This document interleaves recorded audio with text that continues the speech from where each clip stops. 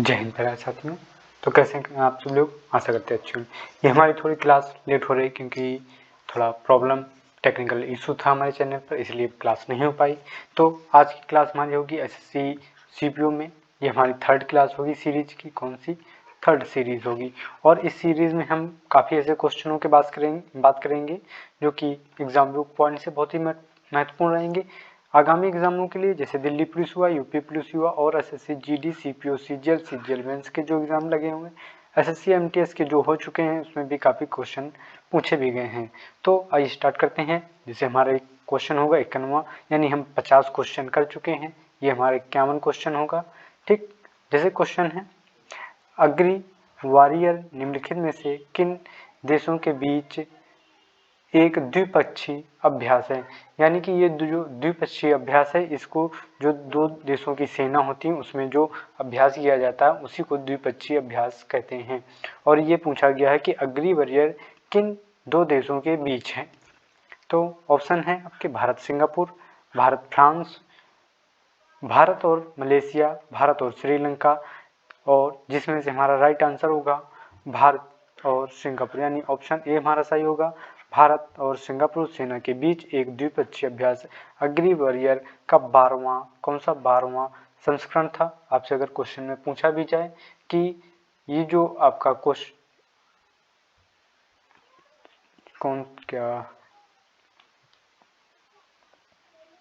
Agree warrior संस्करण है वो कौन सा क्वेश्चन है, तो ये आपका 12वां संस्करण होगा। और इसमें बात करें कि ये कब हुआ, तो 13 नवंबर 2022 को शुरू हुआ। 13 नवंबर 2022 को field firing range Deolali Maharashtra में संपन्न हुआ था। और पूछा जाए ये कि 12वां संस्करण कहाँ हुआ था, तो ये आपका कहाँ हुआ था? महाराष्ट्र में रेंज देवलाली में हुआ था। ठीक है, बात करते हैं आगे नेक्स्ट क्वेश्चन की कि महात्मा गांधी नई श्रृंखला के 20 के नोट के पीछे कौन सी तस्वीर है? लाल किला, एलोरा की गुफाएं, सांची का स्तूप या रानी की बाग। तो अगर 20 की नोट की बात करें तो ये हमारा 20 का नोट है, 20 रुपीज़। ठीक, इसमें हमारा जो राइट आंसर होगा कौन होगा, देख लीजिए। जैसे 20 का नोट है, इसमें ये आपका जूम कर रहा हूँ मैं, देखिए क्या है, एलोरा की गुफाएं। क्या है इसमें? एलोरा की गुफाएं। ये एलोरा की गुफाएं कहाँ? ये आपकी एलोरा की गुफाएं महाराष्ट्र में है, महाराष्ट्र में है। ठीक है, और इसी तरह से हम चलते हैं क्वेश्चनों की ओर अपने।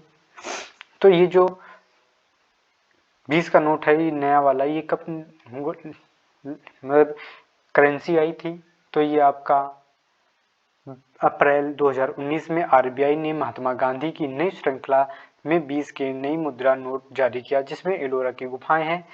20 के नोट रिजर्व बैंक के गवर्नर के हस्ताक्षर होते हैं।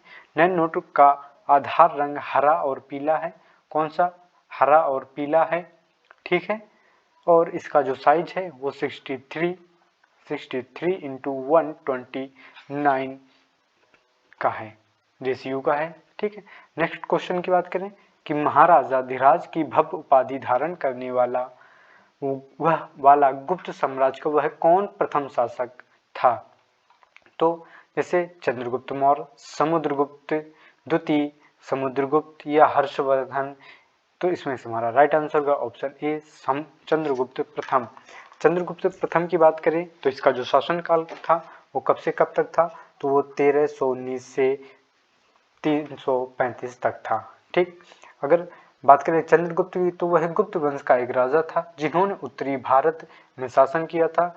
उनकी उपाधि महाराजा धीराज से पता चलता है कि वह राजवंश के पहले सम्राट थे।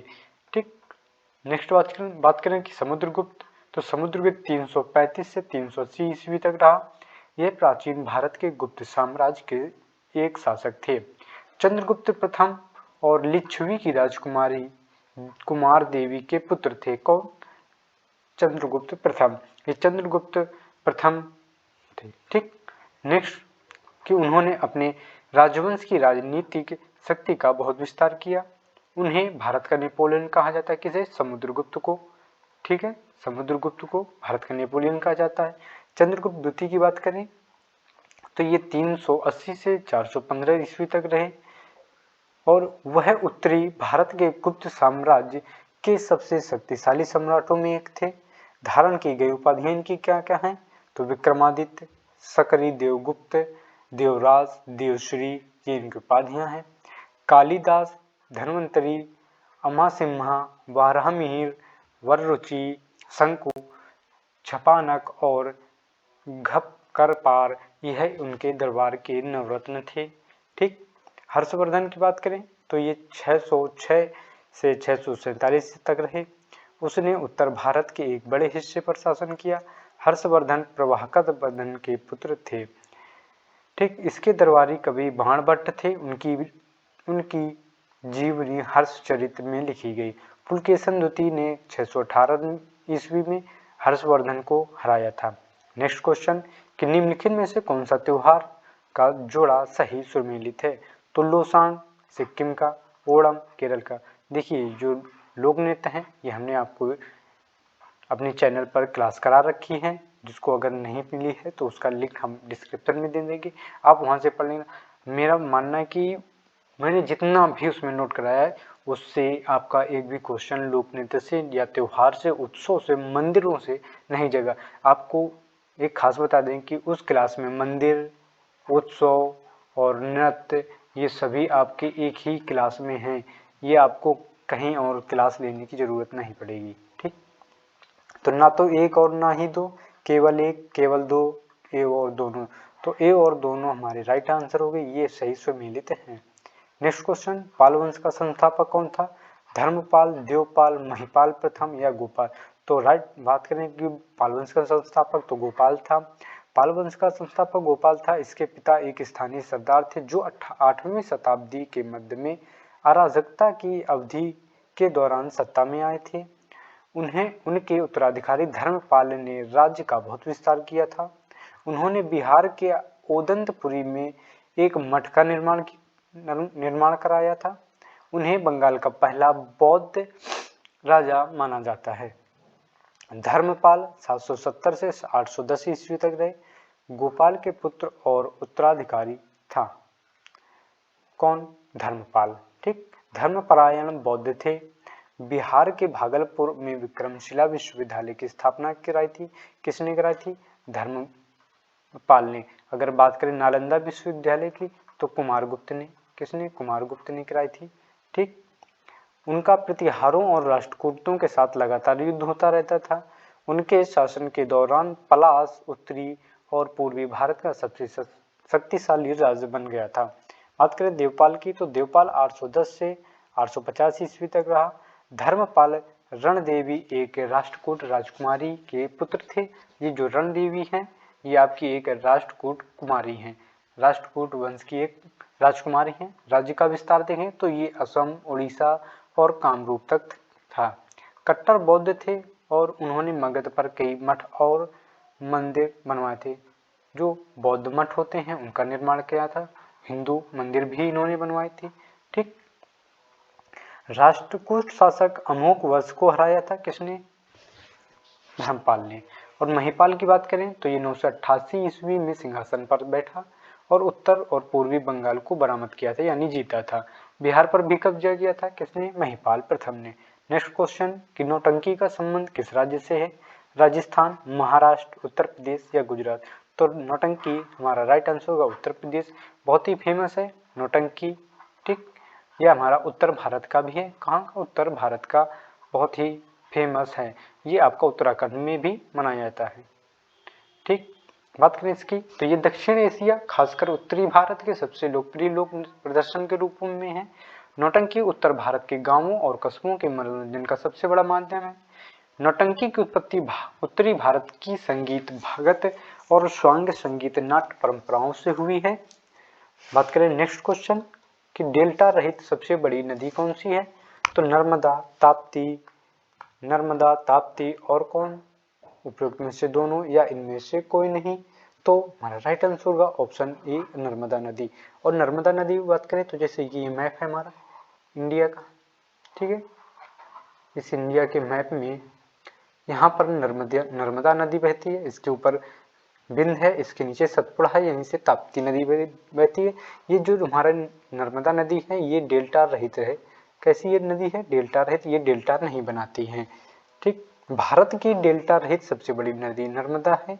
स्कूल रेवा और नर्मदा भी कहा जाता है, स्कूल रेवा भी इसको कहते हैं। इसे मध्य प्रदेश और गुजरात में अपने विशाल योगदान के लिए मध्य प्रदेश और गुजरात की जीवन रेखा के रूप में जानते हैं। यह अनूपपुर जिले के अमरकंटक पठार से निकलती है। यह उत्तर भारत और दक्षिण के बीच पारंपरिक सीमा भी बनाती और खंबात की खाड़ी के माध्यम से अरब सागर में जाने से पहले ये भारत में 312 किलोमीटर की लंबाई पश्चिम की ओर बनाती है। यह ताप्ती नदी और माही नदी के साथ पश्चिम की ओर बहती है।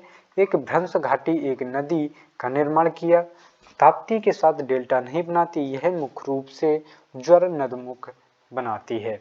बात करें ताप्ती नदी की, तो ताप्ती नदी में यह मध्य भारत की एक नदी है, गोदावरी और नर्मदा के बीच बहती है। यह अरब सागर में जाने से पहले पश्चिम की ओर बहती है। इसकी लंबाई 724 किलोमीटर है। इसका उद्गम बैतूल जिले के पास मुल्ताई गांव से होता है। नेक्स्ट क्वेश्चन, 1857 के विद्रोह में कानपुर का नेतृत्व किसने किया था? अब्दुल अली खान, रानी लक्ष्मीबाई, बख्त खान, नाना साहब। तो बात करें कानपुर की, तो कानपुर में नाना साहब ने किया था। कहाँ से? बिठूर से। ठीक है, और नाना साहब की बात करें तो इनका एक सेनापति था, कौन सा? तात्या टोपे।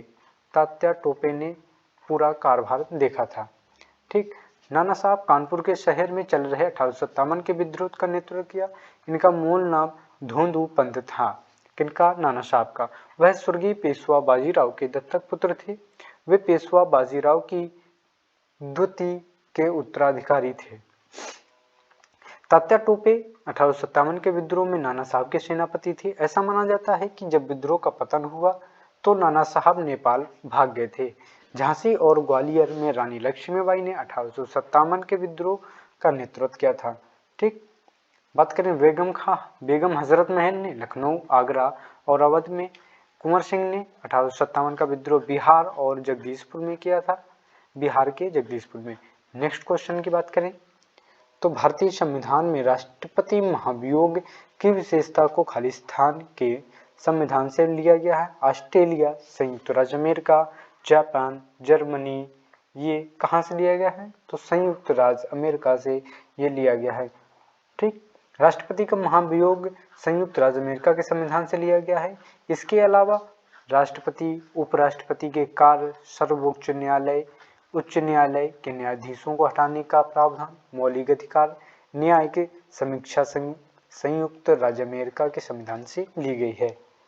नेक्स्ट क्वेश्चन की बात करें, किस ग्रह को पृथ्वी के जुड़वां ग्रह के रूप में जाना जाता है? मंगल को, बुध को, बृहस्पति को, शुक्र को। तो शुक्र को हमारा पृथ्वी का कौन सा जुड़वां ग्रह माना जाता है? शुक्र को पृथ्वी का जुड़वां ग्रह माना जाता है क्योंकि इसका आकार और रूपरेखा बहुत हद तक पृथ्वी के समान है। शुक्र और पृथ्वी लगभग एक ही आकार में है, उनका द्रव्यमान और रचना बहुत ही समान है। द्रव्यमान की बात करें तो ये भार होता है, जितना पृथ्वी का कह सकते हैं उतना ही शुक्र का भी कह सकते हैं। शुक्र सूर्य से दूसरा ग्रह है और सौरमंडल का सबसे चमकीला ग्रह है। इस ग्रह का नाम प्रेम और सौंदर्य की रोमन देवी के नाम पर रखा गया है। ठीक, शुक्र सबसे चमकीला ग्रह है और बिना दूरबीन या चश्मे की सहायता के समान आंखों से आसानी से देखा जा सकता है। सबसे पहले बेबीलोन के खगोलीय दस्तावेज में इसका वर्णन है। तो ये हमारा रहा कौन? बुध। ये रही हमारी पृथ्वी और पृथ्वी का उपग्रह ये रहा हमारा चंद्रमा। ठीक, ये चार तो हमारे कह सकते हैं चट्टानी हैं और चार हमारे गैसीय ग्रह हैं। ये वरुण, अरुण, ये आपका कह सकते हैं शनि, ये आपका बृहस्पति, ये आपका मंगल, ये पृथ्वी, ये आपका बुध, ये आपका शुक्र, ये आपका शुक्र, ये आपका बुध है। ठीक है, ये आपका सौर, ये आपका सैटेलाइट सिस्टम। नेक्स्ट क्वेश्चन, उपभोक्ता मूल्य सूचकांक कंज्यूमर प्राइस इंडेक्स के संबंध में निम्नलिखित में से कौन सा कथन सही नहीं है? यह वस्तुओं के समूह की कीमतों में औसत परिवर्तन को मापता है। यह मुद्रास्फीति का सबसे व्यापक रूप से प्रयोग किए जाने वाला माप है। इसमें देश के पेशेवरों, स्वरोजगार, निर्धन, बेरोजगार और सेवानिवृत्त लोग शामिल हैं। सीपीआई यू ग्रामीण उपभोक्ता के लिए उपभोक्ता मूल्य सूचकांक है। तुम्हारा राइट आंसर होगा ऑप्शन डी। ठीक, बात करें इसकी तो उपभोक्ता मूल्य सूचकांक सीपीआई का एक माप है। उपभोक्ता और वस्तुओं सेवाओं की समूह कीमतों की भारित औसत की जांच करता है, जिसमें परिवहन, खाद्य और चिकित्सक देखभाल शामिल हैं।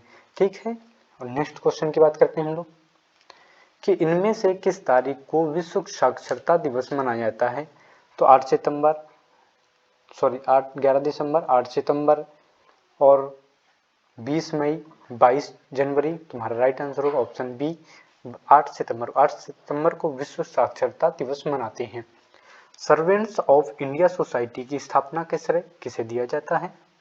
गोपाल कृष्ण गोखले, लाला लाजपत राय, CR दास, राजा राममोहन राय। तुम्हारा राइट आंसर होगा गोपाल कृष्ण गोखले को हम सर्वेंट्स ऑफ इंडिया सोसाइटी की स्थापना का श्रेय देते हैं। इसकी स्थापना लाला लाजपत ने लाहौर में 1921 ईस्वी में की थी। ठीक, नेक्स्ट क्वेश्चन, किस अंग्रेजी अधिकारी को अंग्रेजी खान के नाम से भी जाना जाता है। Thomas Roe, Captain West, Lord Dalhousie, Sir William Hawkins. हमारा राइट आंसर होगा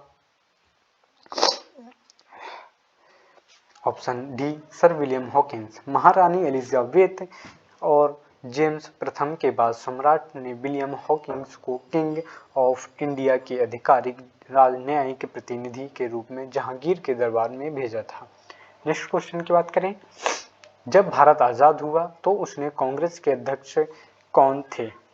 महात्मा गांधी, जवाहरलाल नेहरू, JB कृपलानी, सरदार वल्लभ भाई पटेल। हमारा राइट आंसर होगा ऑप्शन सी JB कृपलानी।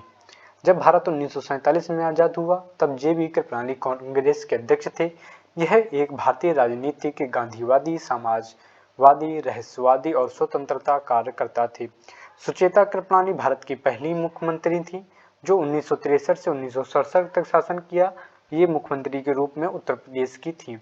1950 में कांग्रेस अध्यक्ष के चुनाव में कृपलानी को पुरुषोत्तम दास टंडन ने हरा दिया था। नेक्स्ट क्वेश्चन कि निम्नलिखित में से कौन सा सत्यमेव जयते का स्रोत है। यजुर्वेद, ऋग्वेद, मुंडका उपनिषद, इसको मुंडकोपनिषद भी कहते हैं। क्या मुंडकोपनिषद भी कह सकते हैं। और हमारा राइट आंसर होगा मुंडकोपनिषद। मुंडकोपनिषद सत्यमेव जयते शब्द लिया गया है जिसका अर्थ होता है कि सत्य ही जीतता है। ये देवनागरी में लिखा गया है, लिपि में अकेकस के नीचे उत्कीर्णित है। ये 26 जनवरी 1950 को भारत सरकार द्वारा अपनाई गई राज्य की प्रतीक केवल 3 सिर दिखाई ही देते हैं, चौथा दृश्य छिपा हुआ है। नेक्स्ट क्वेश्चन, जल प्रदूषण की रोकथाम और नियंत्रण अधिनियमित किया गया था, यानी कब किया गया था। तो ऑप्शन है 1974, 1981, 2002 या 1986। इसमें से हमारा राइट आंसर होगा ऑप्शन ए 1974। इसकी बात करें तो प्रदूषण वायु, भूमि, जल, मिट्टी, भौतिक, रासायनिक और जैविक विशेषताओं में कोई अवांछनीय परिवर्तन है। ठीक, बात करें 1986 में तो पर्यावरण अधिनियम आया था, 1981 में वायु अधिनियम आया था। ठीक, नेक्स्ट क्वेश्चन की बात करें कि निम्नलिखित में से कौन सिंधु घाटी सभ्यता स्थल की एक बंदरगाह का प्रमाण देता है। धोलावीरा, कालीबंगा, लोथल, हड़प्पा। तो लोथल जो है ये हमारा गुजरात में है। ठीक, गुजरात की स्थिति देखते हैं मैप में क्या है। तो ये हमारा गुजरात है, यहीं कहीं लोथल है और लोथल में हड़प्पा शहर की एक विशाल बंदरगाह भी मिला है। यह बंदरगाह भोगवा नदी के किनारे है, यहीं से भोगवा नदी आती है, यहीं पर एक बंदरगाह है जिसे लोथल के नाम से भी जानते हैं। नेक्स्ट क्वेश्चन, किस अधिनियम द्वारा ब्रिटिश सरकार ने चाय और चीन के व्यापार पर ईस्ट इंडिया कंपनी के एकाधिकार को समाप्त किया। विनियमन अधिनियम 1793, पिट्स इंडिया एक्ट 1784, विशेषाधिकार अधिनियम 1813, विशेषाधिकार अधिनियम 1833। तुम्हारा राइट आंसर होगा विशेषाधिकार 1833। ठीक, इसकी ठीक। नेक्स्ट क्वेश्चन और लास्ट क्वेश्चन हमारा हुआ कि विश्व में किसी देश के प्रधानमंत्री बनने वाली प्रथम महिला कौन थी? Benazir Bhutto, Indira Gandhi, Margaret Thatcher, Shri memo भंडार नायक। इसमें हमारा राइट आंसर होगा ऑप्शन डी, श्री मो भंडार नायक। ये दुनिया की पहली महिला प्रधानमंत्री हैं। ये श्रीमो रतवाड़े डायस भंडार नायके बनी। ये 1960 में श्रीलंका की प्रधानमंत्री के रूप में चुनी गई हैं। ठीक, तो ये हो गया हमारा लास्ट क्वेश्चन। अगर वीडियो अच्छा लगे तो आप लोग चैनल को सब्सक्राइब करें और शेयर करना ना भूलें। तो अब मिलते हैं अगले वीडियो में, तब तक के लिए जय हिंद।